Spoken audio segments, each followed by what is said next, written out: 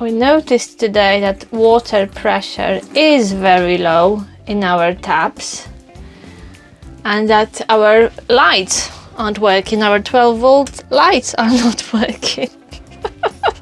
Which means only one thing, another breakdown. There's clearly something wrong with our 12-volt installation because everything that is powered by our leisure battery is not working today. So we'll try to get to the bottom of this and sort this out. Yeah, keep your fingers crossed. And as we were expecting, the voltage on our leisure battery is very low. It's just above 11 and it should be 14. Maybe it's just a tripped fuse. But no, everything is up. Everything looks fine here. We are on a campsite and we are connected to the mains. We have a hookup, so this battery, this leisure battery, should be charging. But it looks like it's our charger which backed up. And we heard from many campers staying in Spain that there are frequent power surges on campsites in Spain.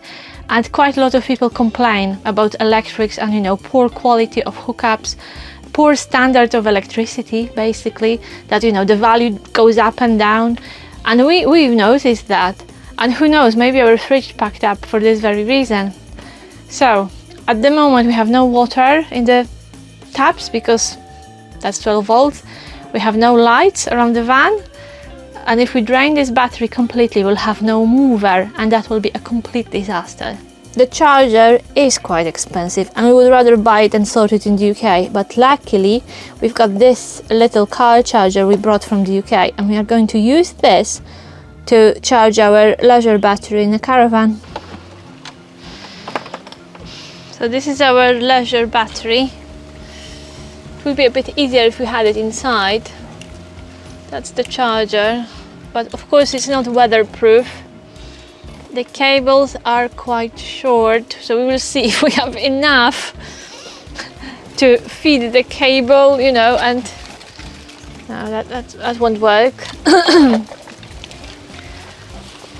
So the cables are too short, so the way we want to do it, this is a good idea, but we need to keep this inside. We can't have it here on the Caravan. So we scratched our heads and of course we found a solution because we are freedom seekers and this is what happens. This is the bread and butter of our life. Constant problems, or rather looking for and coming up with solutions every day. So the cables are a bit short, but we've got an idea. So to connect this all in a safe way, Mark had this brilliant idea. He will extend those cables so they are long enough for this bit, for the actual charger to be in the Caravan, and it will be protected from the elements. So we found our long lead and we're just going to borrow a bit of cable from this. And you know, Marek has basic electrical knowledge, but he's not a certified electrician, so we do it at our own risk. So don't treat this video as a tutorial. So I will not be showing you details of playing with electrical cables for your own safety, because Marek knows what he's doing. I'll just show you the end result. So luckily we've got our basic tools with us. We've got the meter even. And we've got loads of different screwdrivers and electrical tape, insulation tape. Right, let's get cracking.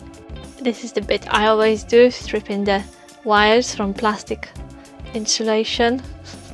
Look at that. This looks like a proper workshop. Luckily we have those. Yeah, you always have to have some basic tools with you in the Caravan. That's the end result of our jolly extension.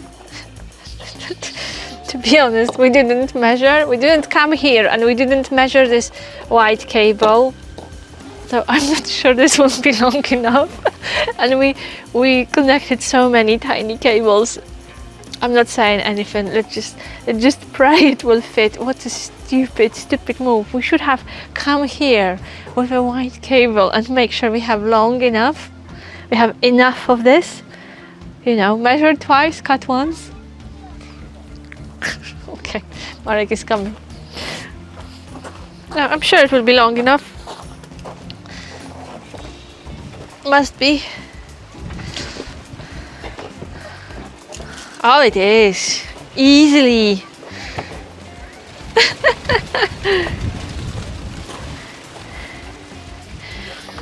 Yeah, so we did all this to make sure that this bit is hidden, it's not exposed, and the whole charger is not hanging here. Oh, this is beautiful, Marek. Look at that.